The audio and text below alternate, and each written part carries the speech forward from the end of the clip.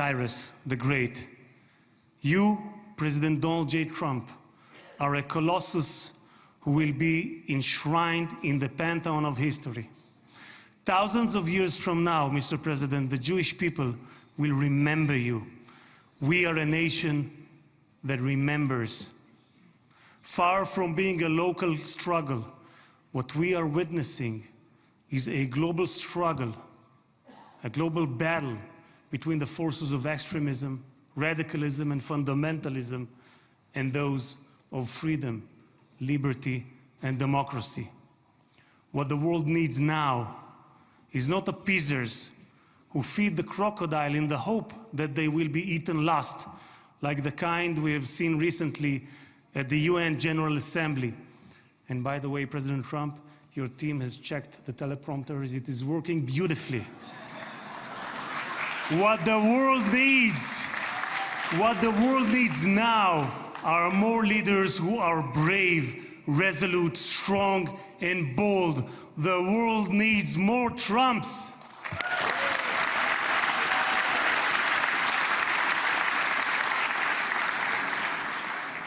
Mr. President, with your permission, I would like to take this moment to address Prime Minister Netanyahu.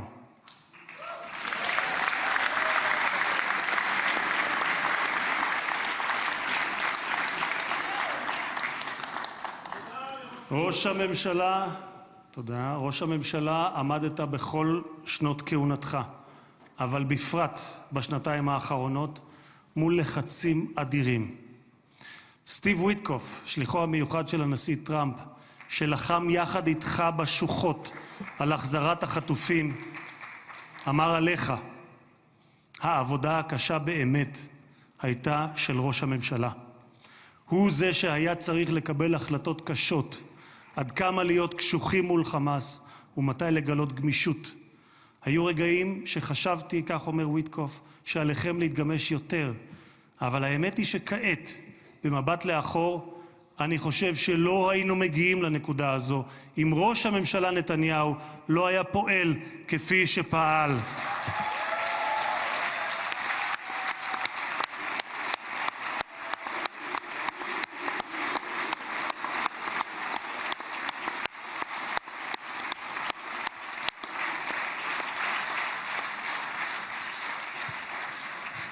גם הנשיא שלי, ממשיך ויטקוף, גם הנשיא שלי, אתה אדוני, הנשיא טראמפ, מאמין בכך. הוא מאמין שראש הממשלה נתניהו קיבל החלטות קשות מאוד, והיו אנשים פחות אמיצים שלא היו מקבלים החלטות כאלה. והנה אנחנו כאן היום, משום שלחמאס לא הייתה ברירה, כך אומר ויטקוף. הם נאלצו להגיע להסכם הזה.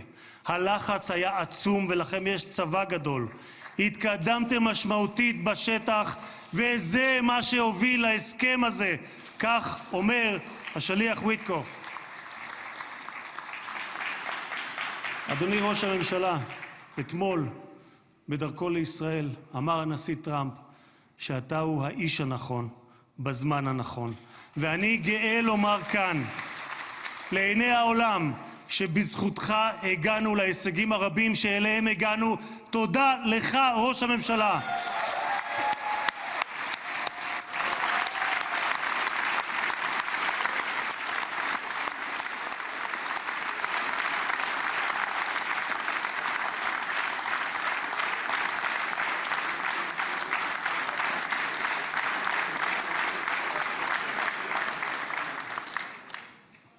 ביום הזה נודה מלב האומה וממעמקי הנפש הלאומית לחיילי צה"ל האמיצים,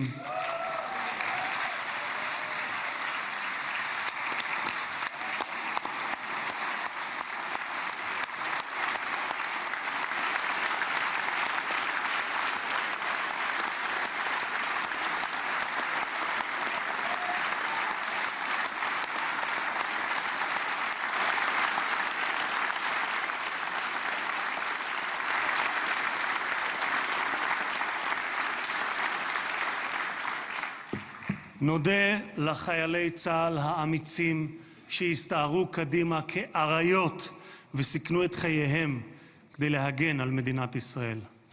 רבים מהם נפלו והקריבו את חייהם למען המדינה שמרכינה את ראשה בפניהם ובפני משפחותיהם השכולות.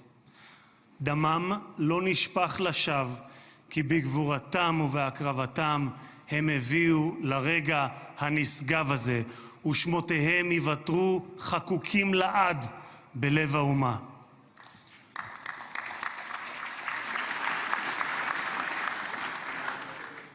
President Trump, you are the president of peace. There was not a single person on this planet who did more than you to advance peace. No one even came close. Your election to the presidency marked a turning point, not only for the United States, but for the entire world. Through your strength of character and unwavering resolve, you brought an end to bloody conflicts in no fewer than 8 regions across the globe. In less than 9 months, you became one of the most consequential presidents in history. You saved countless lives that would have been lost without your leadership. And as our sages teach, whoever saves one life, it is as though he has saved an entire world. You have proven that true peace is achieved through strength, and that only those who are prepared to use force in the present can prevent the need to use it in the future. Mr.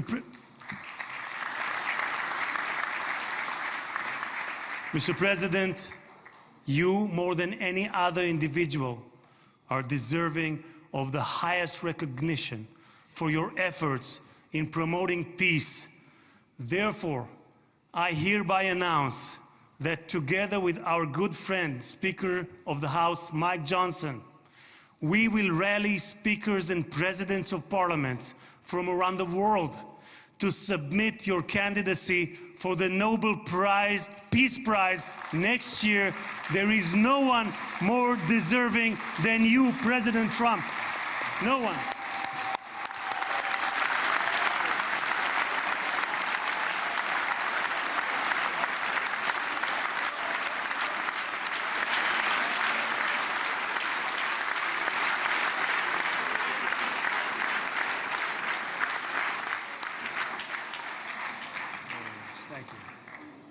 אדוני הנשיא, אנחנו ניצבים בפני ההיסטוריה ברגע נשגב שיחקק לדורות.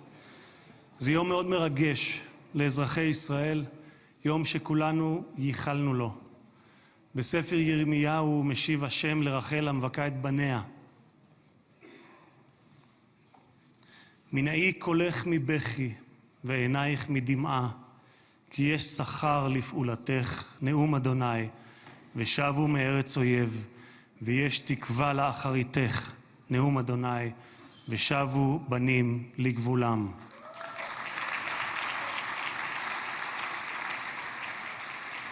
אני מבקש לאחל מכל ליבי החלמה מהירה ושלמה לפצועים ולחטופים השבים. כמה טוב שבאתם הביתה. הנשיא טראמפ, מי ייתן והעושה שלום במרומיו יברך אותך, נשיא השלום, את ארצך ואזרחיה, את משפחתך וכל היקרים לך, ויעשה שלום עלינו ועליכם. May God bless you, President Trump. May God bless the United States of America. And may God bless the state of Israel. תודה רבה וחג שמח.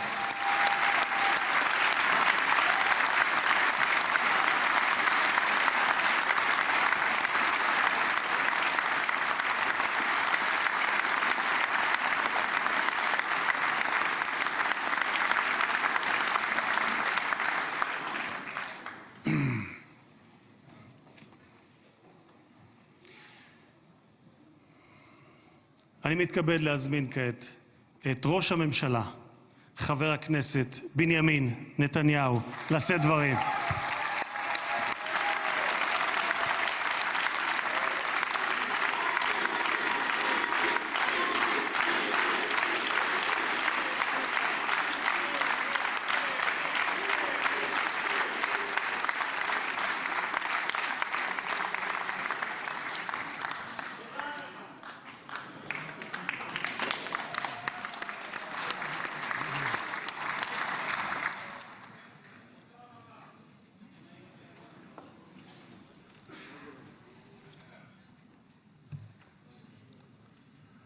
מכובדי הנשיא הרצוג ורעייתו מיכל, מכובדיי הרבים, ובראשם ידידנו הגדול, נשיא ארצות הברית, הנשיא דונלד ג'יי טראמפ.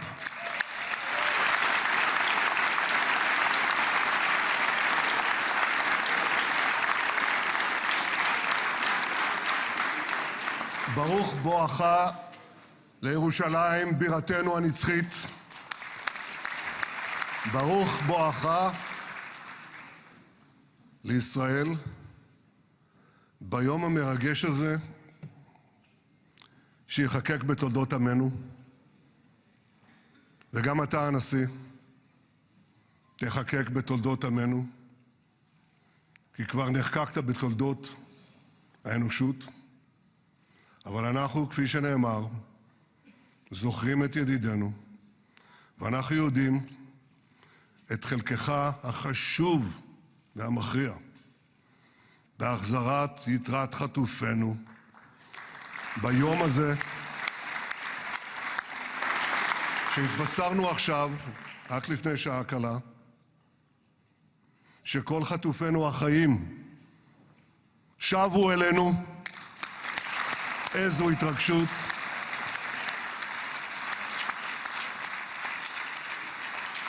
כמה חיכינו לרגע הזה, ואנחנו מחויבים להחזיר את כולם. ואני רוצה להודות לך באופן אישי ובשם האומה כולה. תודה לך, הנשיא טראמפ. תודה לך.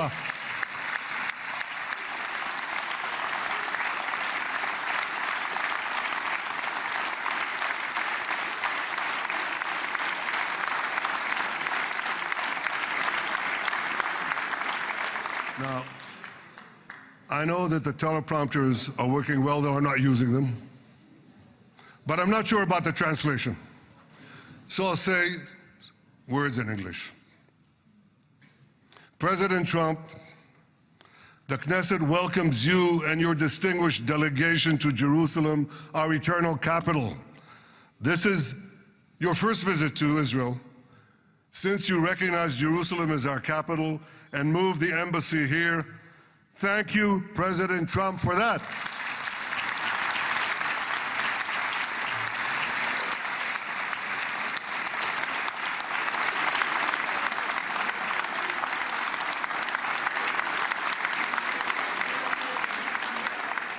There are many other reasons to thank you since your last visit here. Thank you for recognizing Israeli sovereignty over the Golan Heights.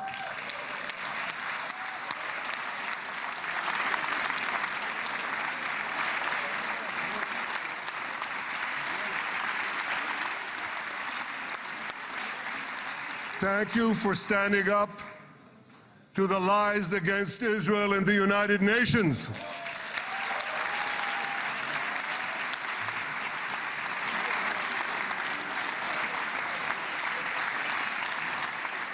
Thank you for recognizing in your 2020 peace plan our rights in Judea and Samaria, the ancestral homeland of the Jewish people.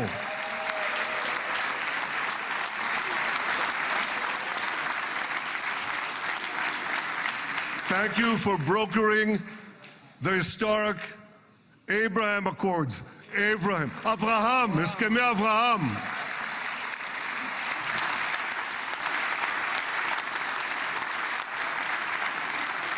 Thank you for withdrawing from the disastrous Iran nuclear deal.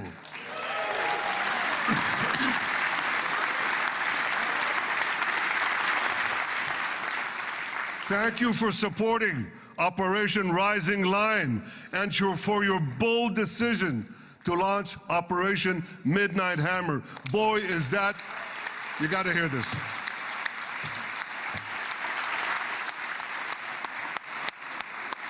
This is the most fitting name ever named for a military operation, because a little after midnight, you really hammered them. Oh, yeah. My friends, this is only a partial list but it's enough to affirm what I've said time and again. Donald Trump is the greatest friend that the state of Israel has ever had in the White House.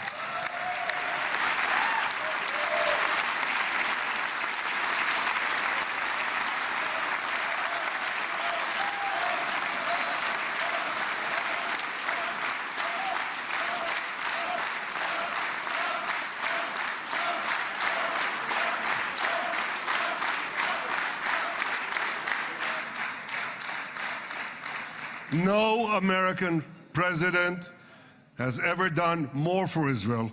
And as I said in Washington, it ain't even close. It's really not a match. Mr. President, today we welcome you here to thank you for your pivotal leadership in putting forward a proposal that got the backing of almost the entire world. A proposal that brings all our hostages home.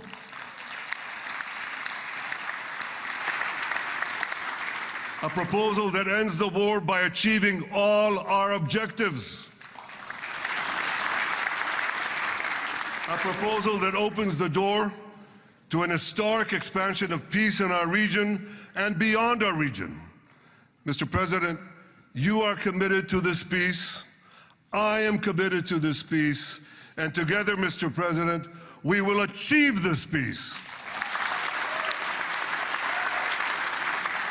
We've done it before. We've done it before in the Abraham Accords, and we'll do it again. Mr. President, today the Jewish calendar marks the end of 2 years of war. That war began on October 7th, on the Jewish festival of Simchat Torah. You always tell me, and you tell the world, remember October 7th. Mr. President, we remember. We remember the thousands of Hamas terrorists who stormed into our towns and kibbutzim. We remember the 1,200 people Hamas savagely slaughtered in cold blood, including dozens and dozens of Americans. We remember entire families burnt alive as they embraced each other. We remember the beautiful young Israelis brutally gunned down at the Nova Music Festival. We remember the hundreds of our citizens who were dragged into the dungeons of Gaza, including 12 Americans, men and women, young and old, babies and elderly Holocaust survivors. My friends, Mr. President, Donald, these monsters take babies as hostages. In response to this barbaric attack on October 7th, Israel did what it had to do. With indomitable courage, we set out to defend our people, to defeat our enemies, and to release our hostages. Our heroic soldiers fought like lions. They fought on the front lines of civilization and barbarism. Israel achieved amazing victories over Hamas and the entire Iran terror axis. Sinwar, Dev, Hania, Nasrallah, Assad, they're all gone.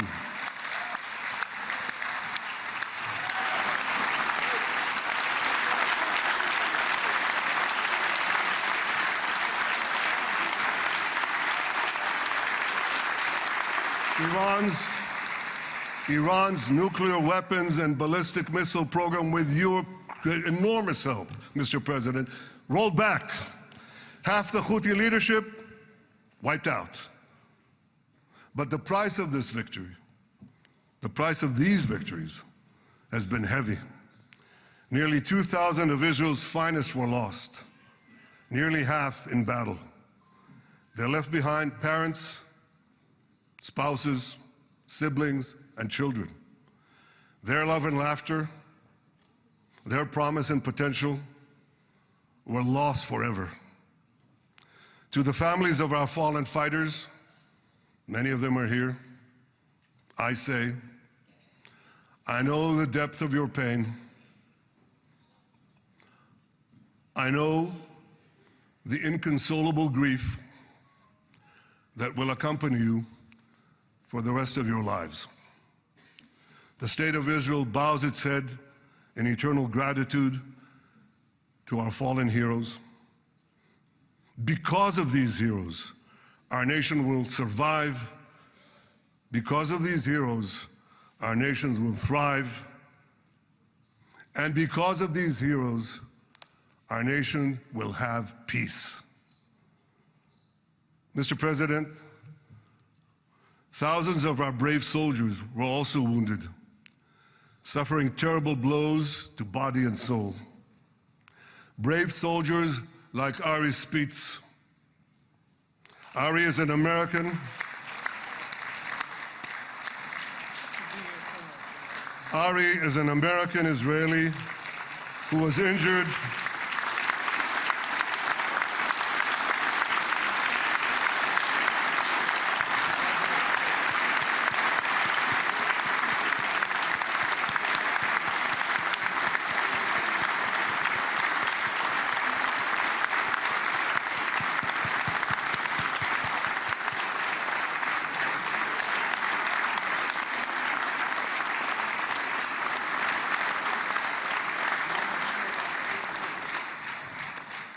Ari is an American Israeli who was injured in Gaza while searching for Hamas terrorists and weapons.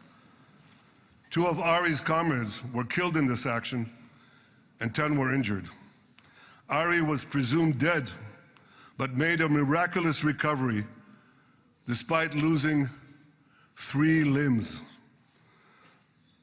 Ari, stand up for a minute alone. Stand up. There you go. There. Ari, you are the spirit of Joshua. You are the spirit of David. You are the spirit of the Maccabees. You are the spirit of Israel. I salute you. We all salute you.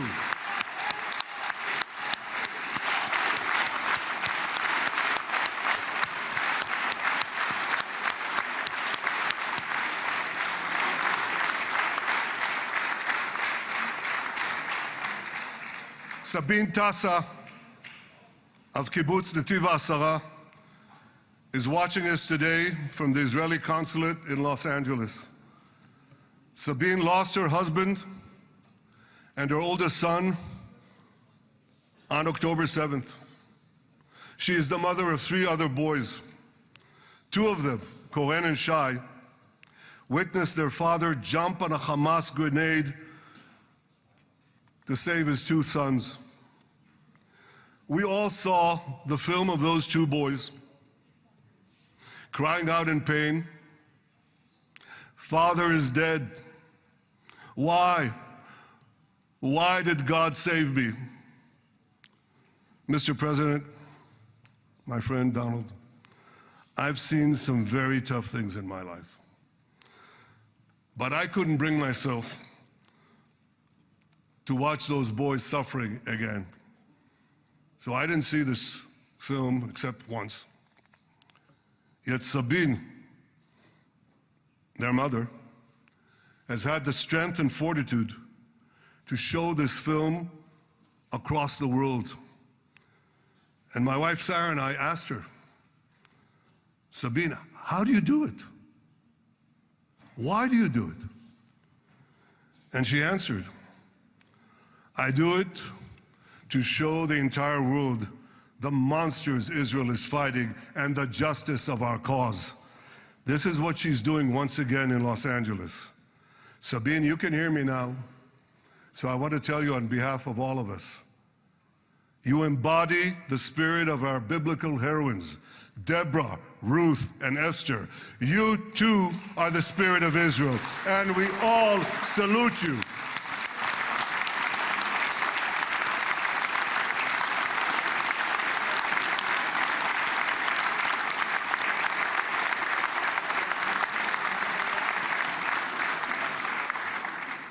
Mr. President, you asked me on our many conversations during the 12-day war with Iran, you asked me, how are the people holding up? And I said to you, our people are strong. Israelis are a nation of lions with unlimited resolve to defend our country and secure our future. The people give strength to our soldiers, and the people give strength to me and to my colleagues. The Jewish people have risen from the ashes time and again, but when we formed the State of Israel and the Army of Israel, we pledged never again would be defenseless against our enemies. And that resolute strength not only assures our survival, it assures our future, it assures peace. We have paid a high price for this war, but our enemies now understand just how powerful and just how determined Israel is. They understand that attacking Israel on October 7th was a catastrophic mistake. They understand that Israel is strong and that Israel is here to stay. And this, Mr. President, is the indispensable foundation of peace. Peace through strength. Ladies and gentlemen, this is a momentous day, a day of great joy as the remaining hostages come home. My wife Sarah and I have met with the hostage families many times. There were no words to describe their agony, only tears of bottomless sorrow and unimaginable pain. At the beginning of the war, I promised to bring all the hostages home. Today, with the indispensable help, the determined and focused help, the unremitting help of President Trump and his team, and with the incredible sacrifice and courage of the soldiers of Israel, we are fulfilling that promise.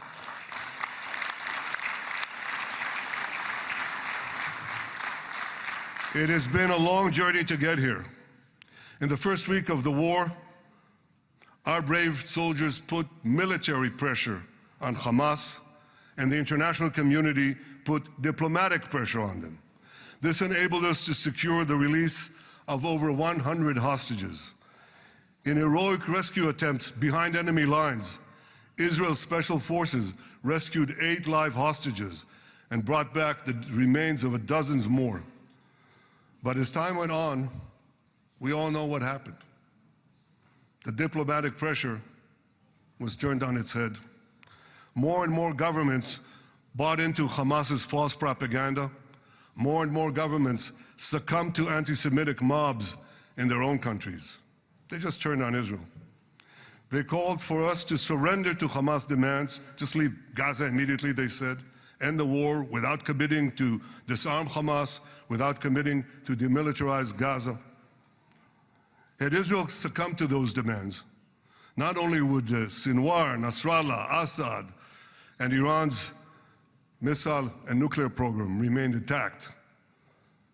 Not only that, because in no time, the Hamas killers would be back on the border fence, ready to repeat the horrors of October 7th again and again, as they vowed to do.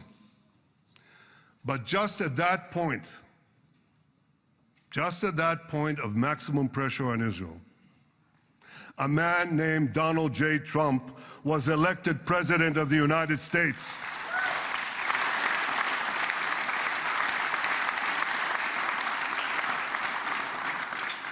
And ladies and gentlemen, overnight,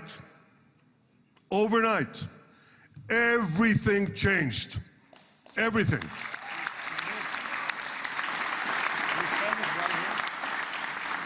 Mr. President, thanks to your unequivocal backing of Israel, we secured a second hostage deal within weeks of your election. And in the months that followed, we worked closely together to forge a path to bring the remaining hostages home and end the war. End the war in a way that ensures the disarming of Hamas, the demilitarization of Gaza, and that Gaza would never again pose a threat to Israel. 2 months ago, you fully backed my decision to send the IDF into the last Hamas stronghold in Gaza City. You shared my view that this military pressure would help free the hostages. And despite all the criticism, all the naysayers, we were right. Hamas caved in. And 2 weeks ago, you succeeded in doing something miraculous. You succeeded in doing something that no one believed was possible. You brought most of the Arab world, you brought most of the world behind your proposal to free the hostages and end the war. I want to thank Steve Witkoff, Jared Kushner, and Ron Dermer for their great contribution to this effort.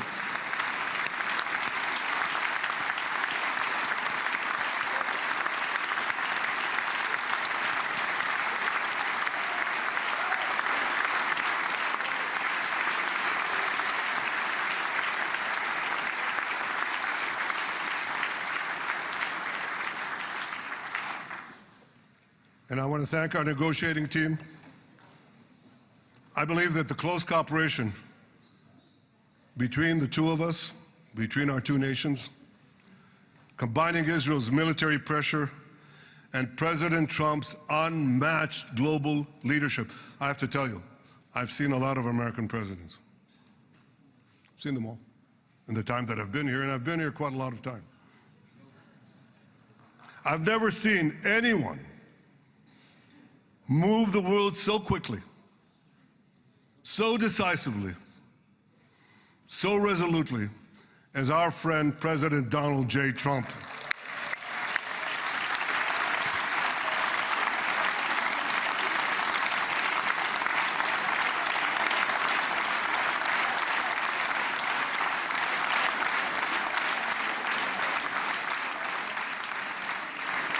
With our military pressure and President Trump's global leadership, we achieved this historic moment. It's a moment of indescribable joy as our nation embraces our sons who are coming home. Mr. President, this week, Jews around the world are going to read the book of Ecclesiastes, Kohelet, in the Bible. The Bible has many miraculous moments. One of them was your decision to bomb Fordo. I think it was a pivot of history because it wasn't meant only to bomb Fordo. That action and your previous action of taking out Qasem Soleimani, the architect of death, I think that changed the balance of power in the world. You brought America back again to the driver's seat.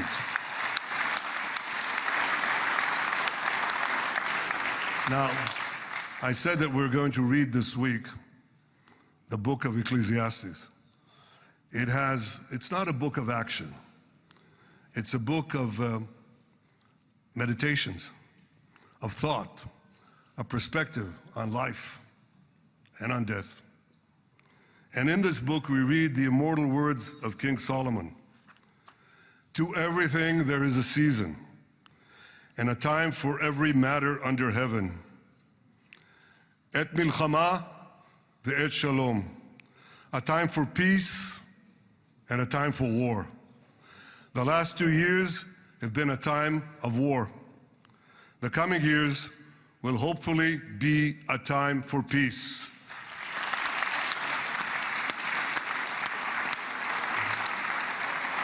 Peace inside Israel and peace outside Israel.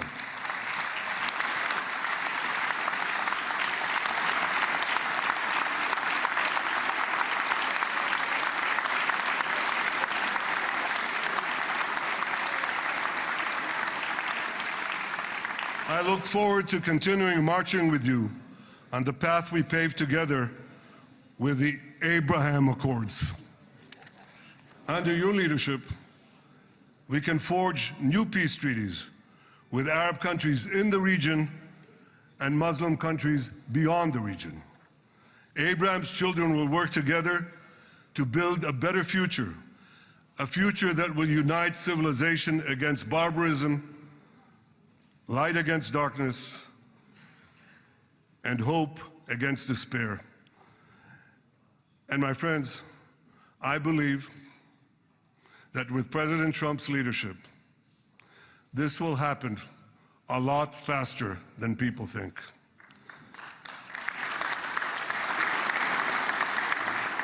As Prime Minister of Israel, I extend my hand to hold those who seek peace with us. No one wants peace more than the people of Israel. Israel will always remain vigilant in defending itself, and Israel will always remain full of hope. Hope is our national anthem. Hope is our creed. Hope is our strength. It is time, my friends, to realize that hope and expand the circle of peace. Mr. President, thank you for all you have done for us. I have submitted your nomination to be the first non-Israeli recipient of the Israel Prize, Israel's highest award. As to that other prize, just a question of time, you'll get it. But I want you to get the Israel Prize, our highest award, to our greatest friend.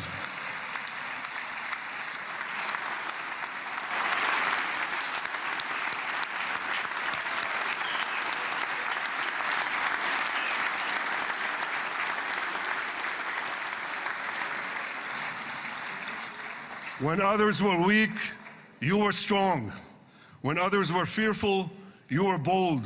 When others abandoned us, you stood by our side. On behalf of the government and people of Israel, I thank you for your extraordinary friendship. Thank you for helping bring our hostages home. Thank you for supporting Israel's march to victory. Thank you for paving a path to peace. מכובדי נשיא ארצות הברית, ידידי דונלד, ברוך הבא לישראל, ברוך הבא לירושלים, ברוך הבא ביום המרגש הזה, שהחיינו וקיימנו והגיענו לזמן הזה.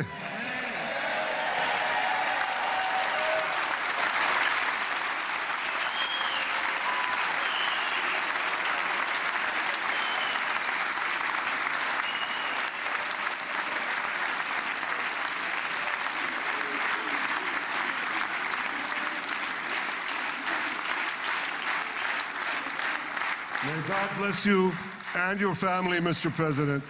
May God bless America. May God bless Israel. And may God bless the covenant between our two promised lands. Thank you, Mr. President.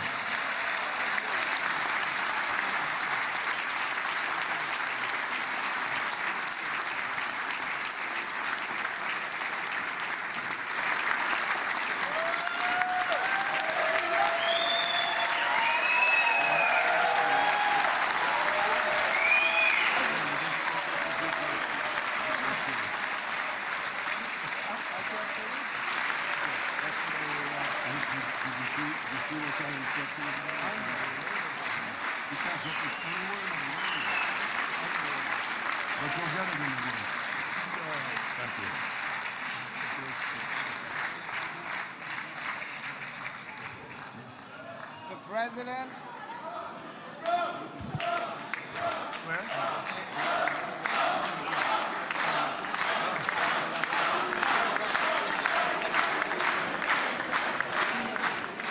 Come on up, opposition. Come on, opposition. Yeah. Okay.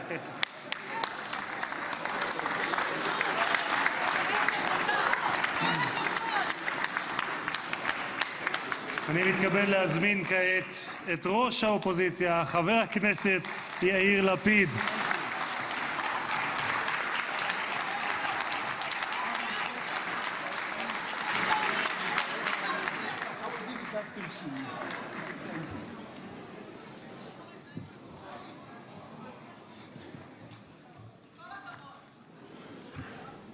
Mr. Speaker, members of Knesset, ministers, President Herzog, Prime Minister Netanyahu, distinguished guests, Your Excellency, President Trump.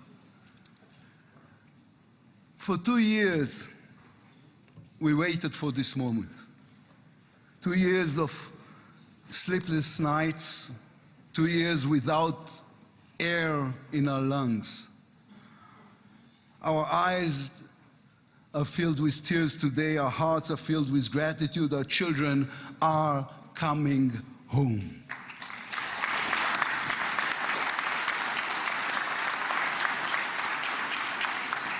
In the Babylonian Talmud, a sacred book of the Jewish people, it is written, whoever destroys one life, it is as though he destroyed an entire world, and whoever saves one life, it is though as he has saved an entire world. Mr. President, you have saved the lives of our hostages.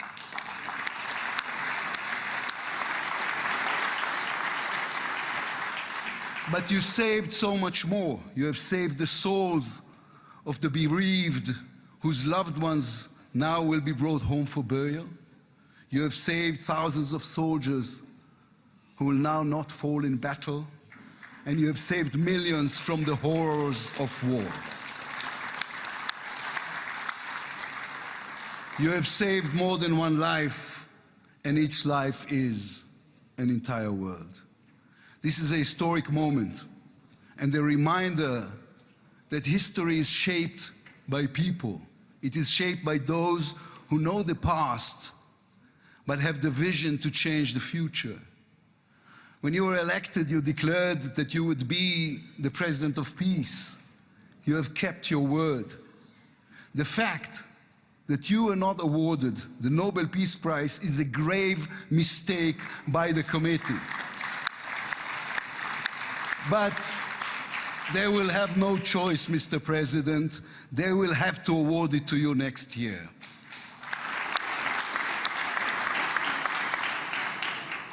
Peace will not come by waiting.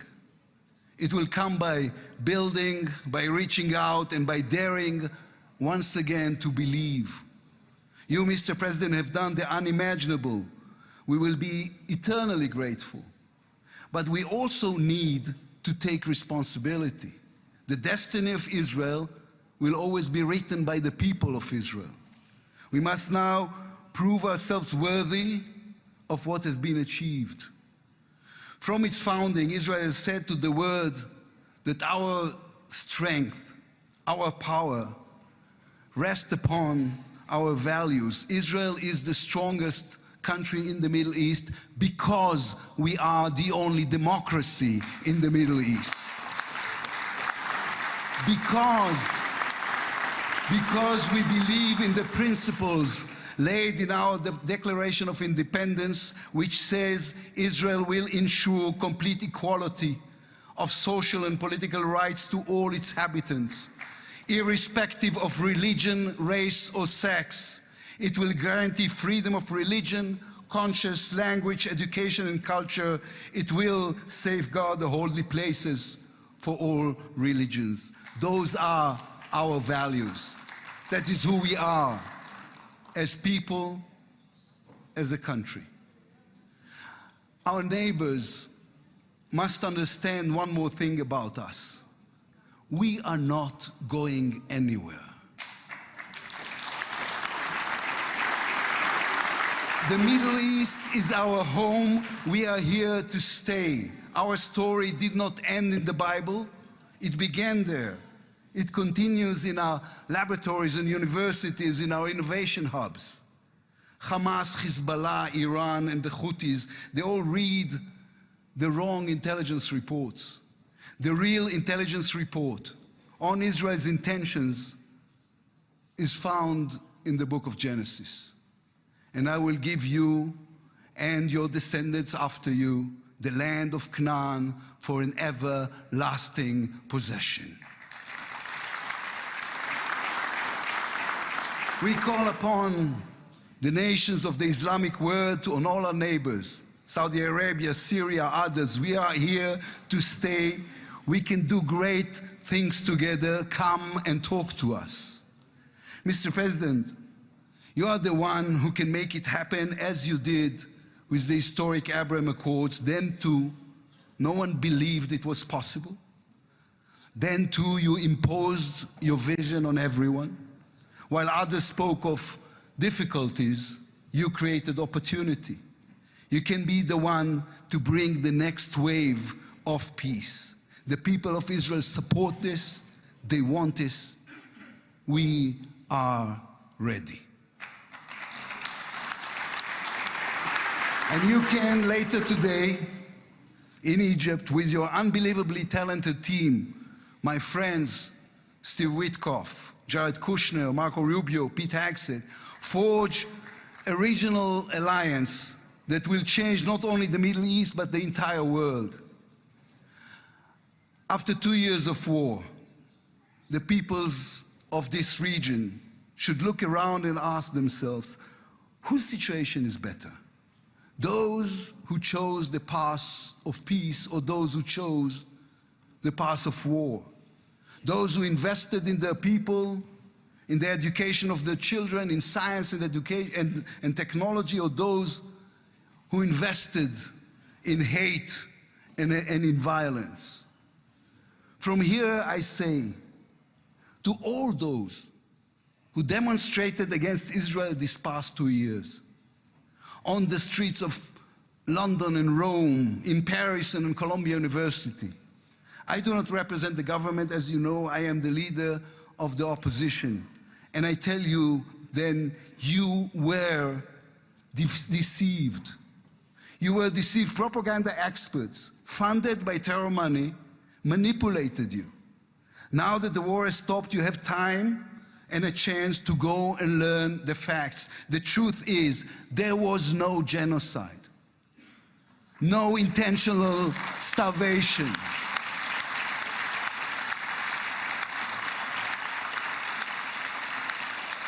The truth is, there was an army and a country fighting in the most complicated conditions imaginable against terrorists who send their own children to die for a follow-up, who use their own children as human shields.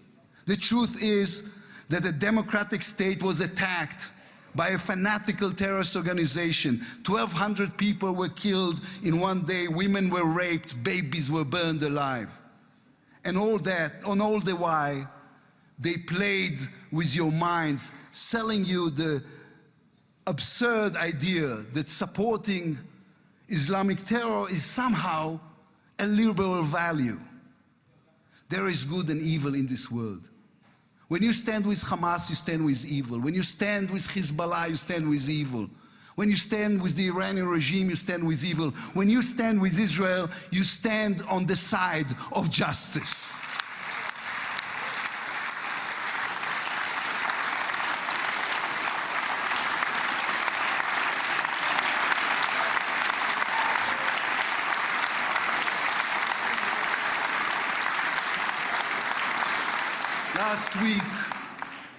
Last week I attended the 7th October memorial ceremony. An inspirational woman called Galit Dan spoke on stage. Galit had a daughter, Noya, a 13-year-old girl who was autistic like my daughter. And Noya was full of light. She loved Harry Potter. On that dark day, Noya was sleeping at her grandmother's, Carmela's house in Kibbutz Nir Oz. Carmela was 80 years old. Their bodies, grandmother and granddaughter, were found embraced. They were murdered together. On stage at the ceremony, Galit said a sentence that moved us all. We don't want revenge, she said. We want redemption. Today, the redemption begins. Israel has endured 2 terrible years on the battlefield and in the international arena. But in those 2 years, we also rediscovered our own greatness. We remember how good we can be. Our pilots who took control of the skies over Iran. Our industries leading the world in technology. Our civil society which reached out to help every victim of the war. We will move forward toward a different future. Our heroic soldiers who saved us all will fold away their uniforms and rise as teachers and engineers, scientists and innovators, investors and small business owners. We will never be able to repay the debt to those who sacrificed everything these past years, to those who, as President Lincoln said, gave the last full measure of devotion. We can only be worthy of them, worthy of their sacrifice. Mr. President, allow me to speak also to the businessman in you, the deal maker who understands value. If there were one stock in the world I would invest in today, it is the State of Israel. If there were one nation that deserves unrestricted access to GPU chips, to AI and SMR technologies, to American markets, it is the State of Israel. Israel's future is intertwined with our eternal alliance, our strategic and moral covenant with our greatest friends, the United States of America.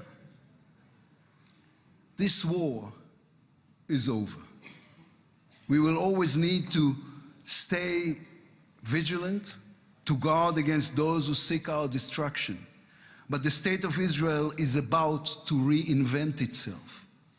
The challenges ahead demand not only strength, but a new vision. It's time to take a new path, to be a nation that is advanced and thriving and peace-seeking. We have waited for this moment, for the end of the war, for the return of the hostages, for the chance to rechannel our grief and loss into the energy needed to rebuild our nation. Thanks to you, Mr. President. Thanks to our soldiers, our lions. Thanks to the millions of great Israeli patriots who filled the streets and the square and never, not for one moment, gave up on the hostages.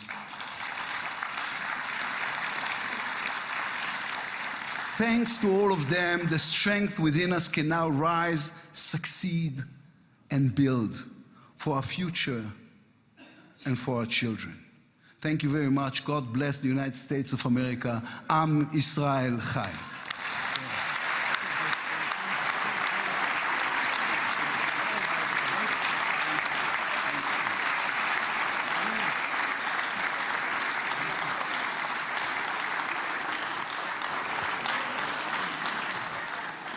אני מודה לראש האופוזיציה. ועכשיו, members of the Knesset, it is now my distinct honor to invite the President of the United States of America, His Excellency Donald J. Trump, to address the Knesset.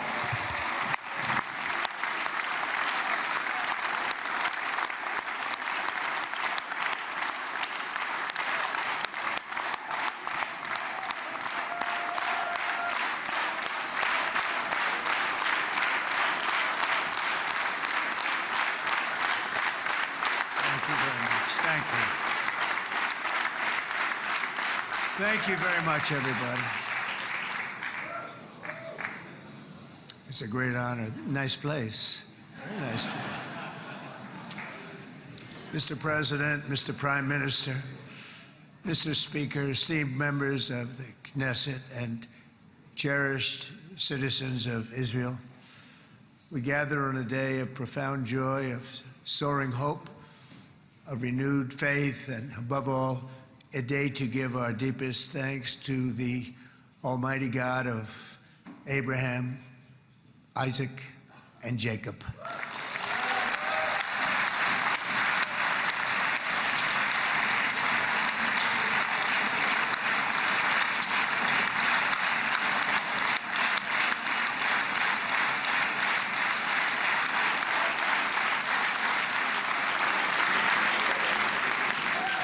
After 2 harrowing years in darkness and captivity, 20 courageous hostages are returning to the glorious embrace of their families, and it is glorious.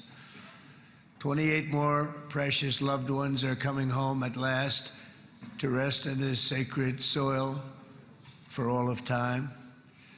And after so many years of unceasing war and endless danger, today the skies are calm, the guns are silent, the sirens are still, and the sun rises on a holy land that is finally at peace, a land and a region that will live, God willing, in peace for all eternity.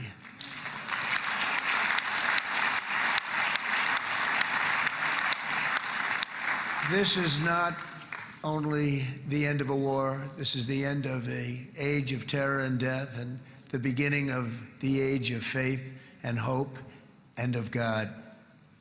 It's the start of a grand concord and lasting harmony for Israel and all the nations of what will soon be a truly magnificent region. I believe that so strongly. This is the historic dawn of a new Middle East. I want to express my gratitude to a man of exceptional courage and patriotism, whose partnership did so much to make this momentous day possible. You know who I'm talking about. There's only one, Prime Minister Benjamin Netanyahu. Bibi, please stand up.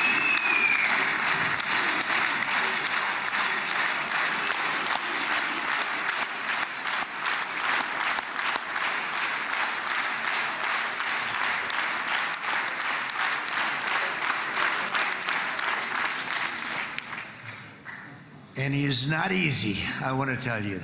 He's not the easiest guy to deal with, but that's what makes him great. That's what makes him great.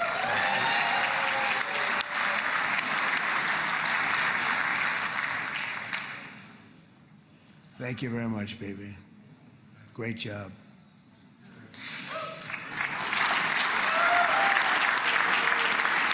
And let me also convey my tremendous appreciation for all of the nations of the Arab and Muslim world that came together to press Hamas to set the hostages free and to send them home. We had a lot of help. We had a lot of help from a lot of people that you wouldn't suspect, and I want to thank them very much for that. It's an incredible triumph for Israel and the world to have all of these nations working together as partners in peace. And it's pretty unusual for you to see that, but it happened in this case. This was a very unusual point in time, a brilliant point in time. Generations from now, this will be remembered as the moment that everything began to change, and change very much for the better. Like the USA right now, it will be the golden age of Israel and the golden age of the Middle East. It's going to work together.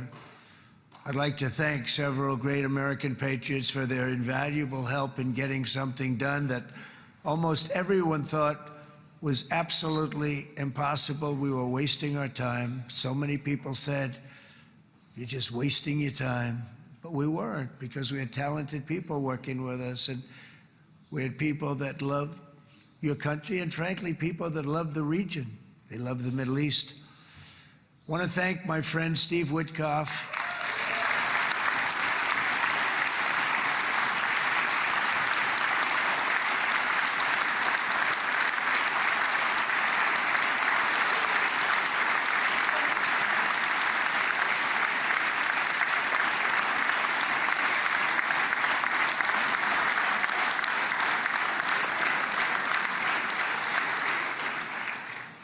You know, Steve was chosen by me. He never did this before, but I knew him as a few things. He was a great businessman, but I know a lot of great businessmen, to be honest with you. He had tremendous negotiating skills, but I know a lot of people that negotiate pretty well, although it is an art. But there are people that can negotiate pretty well. But most importantly with Steve, he's just a great guy. Everybody loved him.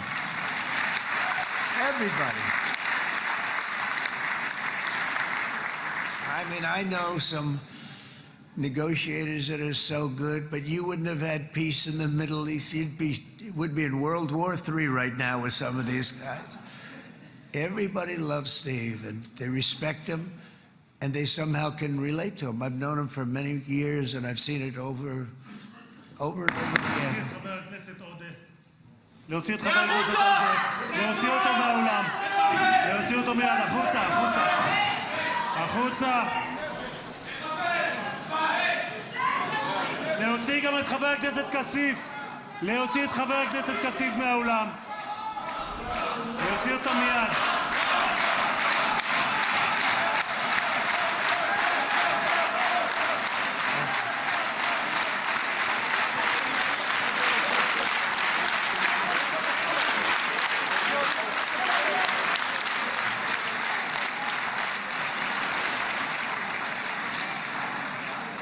Sorry for that, Mr. President. Thank you. Please.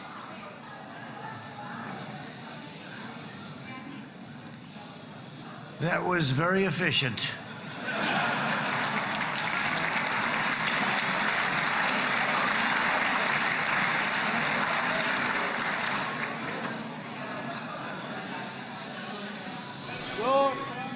So back to Steve. He's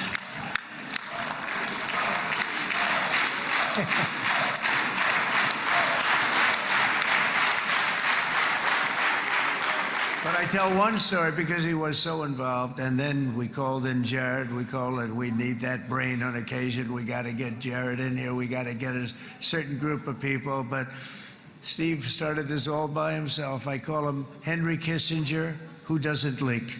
Okay? Henry is a big leaker. He leaked. Steve doesn't leak. Steve just wants to get the job done. He wants to do what's right. But I'll give you just a quick story because, as you know, he's working on the war with Russia and Ukraine, a war that would have never happened if I were president. A shame. 7,000 young soldiers a week are being killed. More than that this last week. It's a shame. Should have never happened. But it did happen, and we won the race, and I took over this horrible war that's been raging, and I thought it would be easily settled. I thought it was a hell of a lot easier than doing what we just did very successfully with Israel and a lot of other people. But this came first, and we'll get that one. But I set up a meeting for him to meet with President Putin, thinking it would be a 15 or a 20-minute meeting. Steve had no idea about Russia, had no idea about Putin too much, didn't know too much about politics, wasn't that interested. He was really good at real estate, but he had that quality that I was looking for, and I didn't see it around in too many ways. And I set up the meeting with Putin, and I called. I said, is Steve finished yet? That was about a half an hour into the meeting. No, sir, he's not. He's still inside. This is in Moscow. I said, well, how's he doing? I don't know, sir. He's still inside. I called up an hour later. Let me speak to Steve. Sir, he's still with Putin. He's with President Putin. I said, wow, it's a long meeting, 1 hour. I called up an hour later, he was still with Putin. 3 hours later, he was still with Putin. 4 hours later, he started to get the word that he was going to be coming out soon. And in 5 hours, he came out.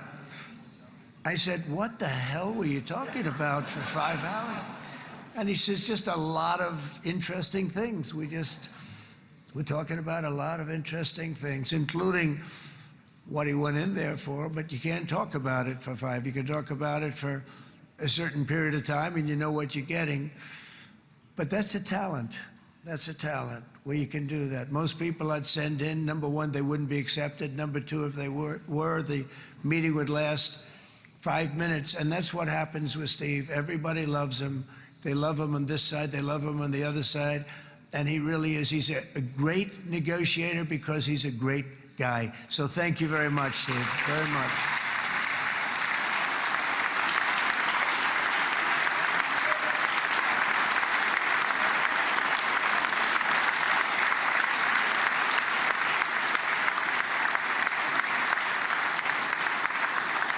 And let me also give a very special thanks to someone who truly loves Israel. In fact, loves it so much that my daughter converted.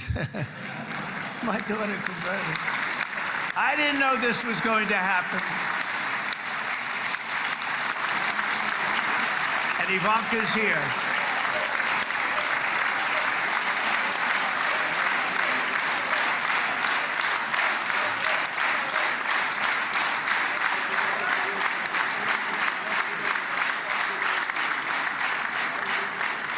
And Bibi, you do know this was not in the cards for me. You understand that. And she is so happy, and they are so happy. At least I think they're happy. If they're not, we have a big story, right? No, they have a great marriage, and they get along great. They're best friends. They have a very special relationship. But Jared has been so helpful. He really did something very special. He established the Abraham Accords with a group of very wonderful people. I like calling it the Avraham Accords, because people that, right? Avraham. It's so cool. It's so much sort of nicer, you know? The Abraham versus the Avraham.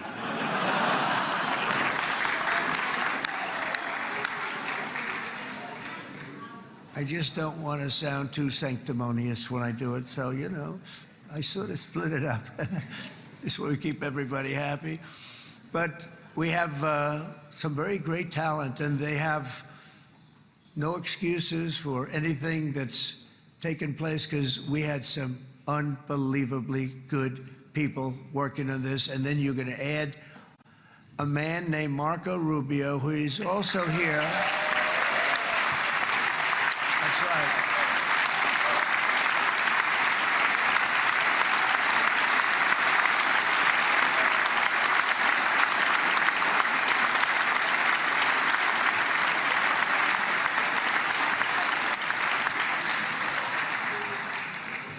And I have a prediction that Marco will go down, I mean this, as the greatest Secretary of State in the history of the United States. I believe that. I believe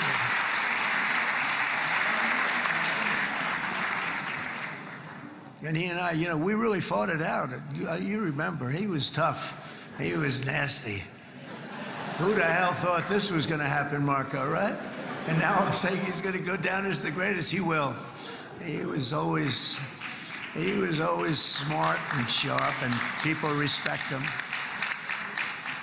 And then we have somebody who's young, but an unbelievable leader. I saw it a long time ago, and he's turned out to be even better than we thought. Right, Susie? I think even better. And that's Pete Hegseth, who is our Secretary of War, formerly Secretary of Defense.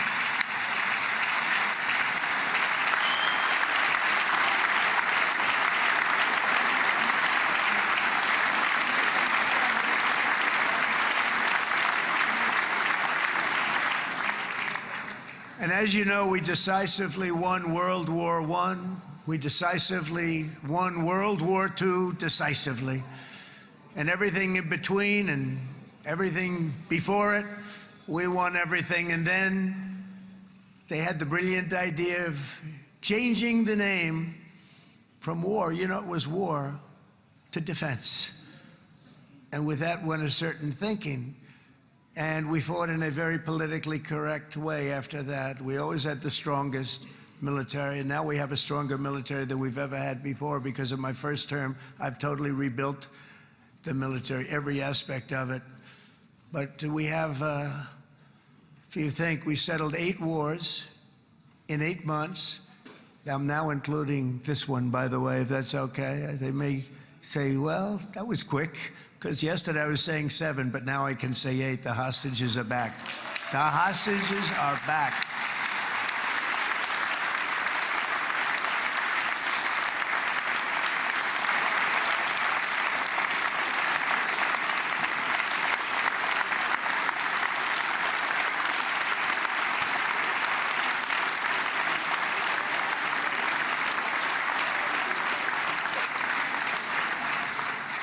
It is a good feeling. Isn't that nice to say? You know, I just said the hostage, first time I said the hostages are back. It feels so good to say it.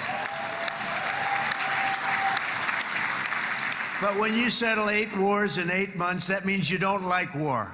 Everyone thought I was going to be brutal. In fact, I remember Hillary Clinton during a debate, she said, look at him, he's going to go to war with everybody. And actually, she said, he's got a personality that's all about war. No, and my personality actually is all about stopping wars, and it seems to work. It seems to work.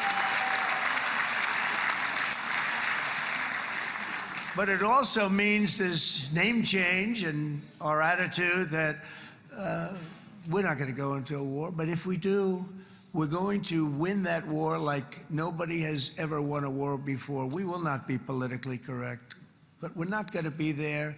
And I think, you know, as you mentioned, Bibi, before, peace through strength, and that's what it's all about. The United States has the greatest and most powerful military in the, right now, history of the world. I can tell you we have weapons that nobody's ever dreamt of. I only hope we never have to use them. I rebuilt the military. I was proud to do it, but some of the things I hated to do. I hated certain of the weapons because the level of power is so enormous, it's so dangerous, so bad. But we have to do what we have to do. We make the best weapons in the world, and we've got a lot of them. And we've given a lot to Israel, frankly. And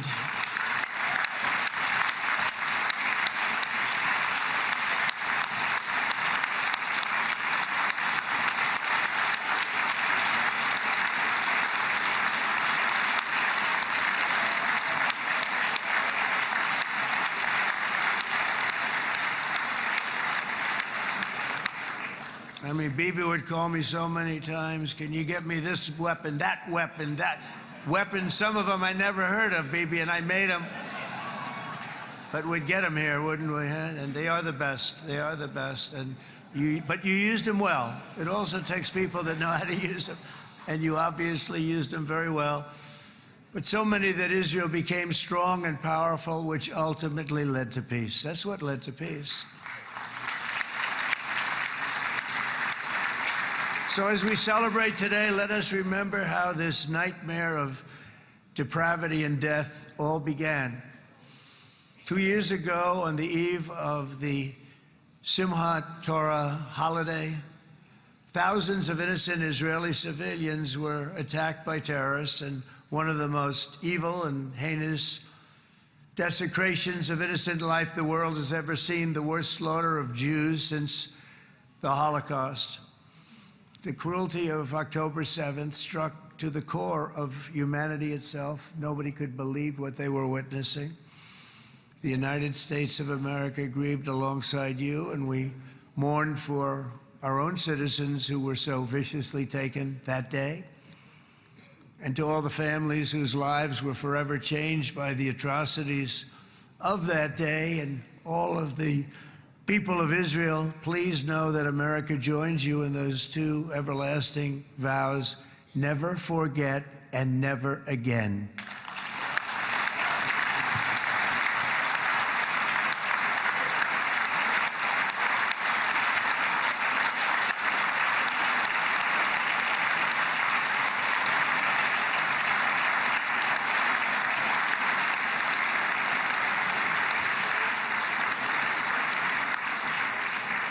From October 7th until this week, Israel has been a nation at war, enduring burdens that only a proud and faithful people could withstand. It was a very tough period of time.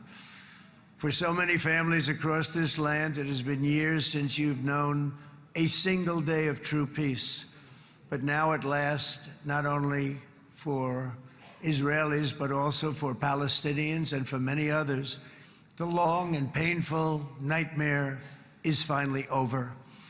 And as the dust settles, the smoke fades, the debris is removed, and the ashes cleaned from the air, the day that breaks on a region transformed, and a beautiful and much brighter future appears suddenly within your reach. This is now a very exciting time for Israel and for the entire Middle East, because all across the Middle East, the forces of chaos, terror, and ruin that have plagued the region for decades now stand weakened, isolated, and totally defeated.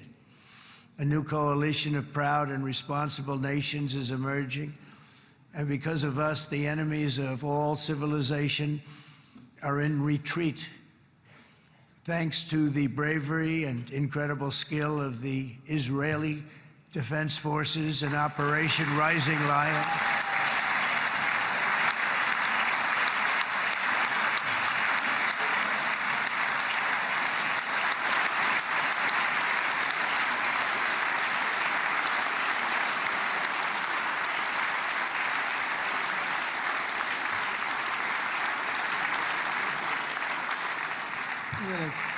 Guy's central casting. Let's put him in a movie. Look at him. Great job. And my people loved working with you. Loved it. They worked so well together. But many of Iran's top terrorists, including nuclear scientists and commanders, have been extinguished from this earth. And with Operation Midnight Hammer, boy, that's a great name for that, what we did. Last June, the United States military flew 7 of those beautiful B-2 bombers. They look so beautiful all of a sudden. They were always, I thought they were pretty planes. I had no idea they could do what they did. In fact, we just ordered 28 more of them. A little updated version. We ordered a whole pile of them. And almost 100 other planes went with them, including fighter jets. And we had 52 tankers, big, beautiful, brand new tankers that were loading them up 4 or 5 times. They traveled 37 hours back and forth, think of that. But we had tankers all over the sky for all the other planes. We had the F-22s, the F-35s, F-16s. We had a hell of a lot of planes.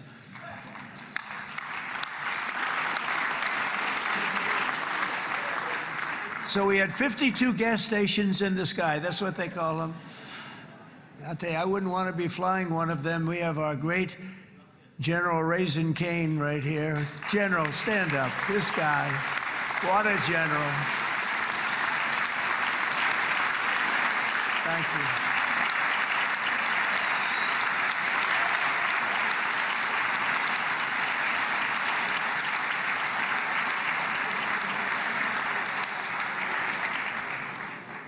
I asked General Cain, I said, you know, we're having problems with ISIS, and I was in Washington, and I asked, how long would it take to defeat ISIS? And my Washington generals told me, 3, 4, maybe 5 years, sir.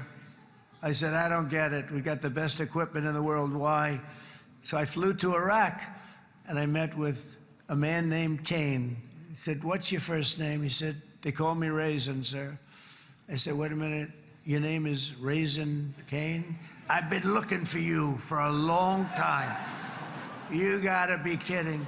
So they told me 3, 4, 5 years to defeat ISIS. And I sit down with him and I say, why is it? I flew there in the dark of night. I landed, I'll never forget it. It was quite a trip. I'm glad I made it because I met him.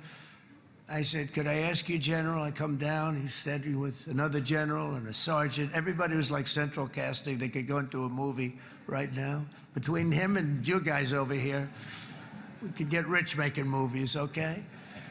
And they got along so great. That's the beautiful thing, that your military and our military, Bibi, got along so great. But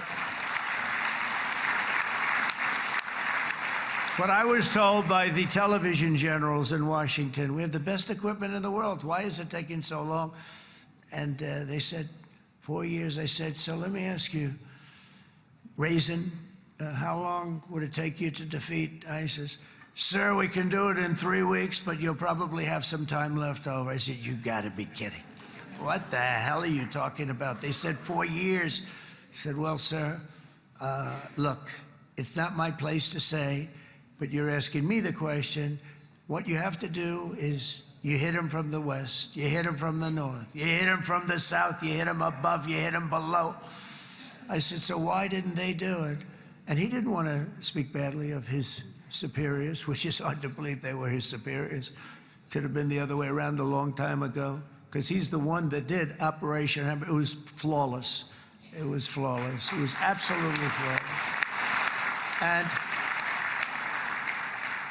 And I said, so you really think you can do it in 4 weeks? Yes, sir, 100%. You have to do it differently than they were doing it. They were using one base and it was hundreds of miles away. And he says, we have all these portable bases all over the Middle East. And they didn't want to use them because they didn't want to offend the country where the portable, they wouldn't have even known what the hell the planes were going up, right? They wouldn't have known, but he said, no, they didn't want to defend anybody, offend anybody, and but we can do it in 4 weeks. I said, you sure about that? I'm going to call you back. I'll call you back on Monday. I'm going back to Washington. But you think 4 weeks? Yes, sir, I think we can do it in 4 weeks. We'll have time left over. So I call him on Monday. I say, you think you can do it? 4 weeks. I said, go ahead and do it. He did it. I'll tell you, he did it in 4 weeks, less than 4 weeks. So, General, stand up, please. Again, this is a real general. This is not a television general. He doesn't want to go on television.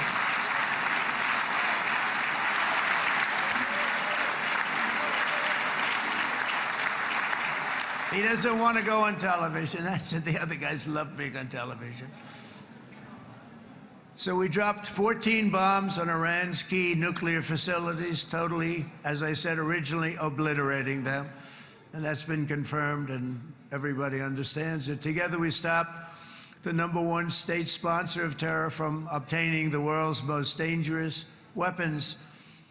And if you think about it, if we didn't do that, and assuming we made the same deal that we have today, there'd be a dark cloud over this deal. And #1, it wouldn't happen because the other Arab and Muslim nations really wouldn't feel comfortable making the deal that we have now, right? If Iran had that nuclear weapon that they were about 2 months away from having. They would have had it in 2 months or maybe less than that. They were right at, this was our last shot. They looked at it for 22 years. This was our last shot. The pilots told me that. They said, 22 years, sir. They looked at it. Our predecessors looked, they studied it. 3 times a year would do drills on that exact attack. And boy, did they get it right. But let's assume they didn't, and let's assume there was large-scale nuclear weapons in the hands of Iran. We couldn't be here today. Even if we signed the deal, which we couldn't do because a lot of people would not want to have anything to do with it, we took a big cloud off of the Middle East and off of Israel.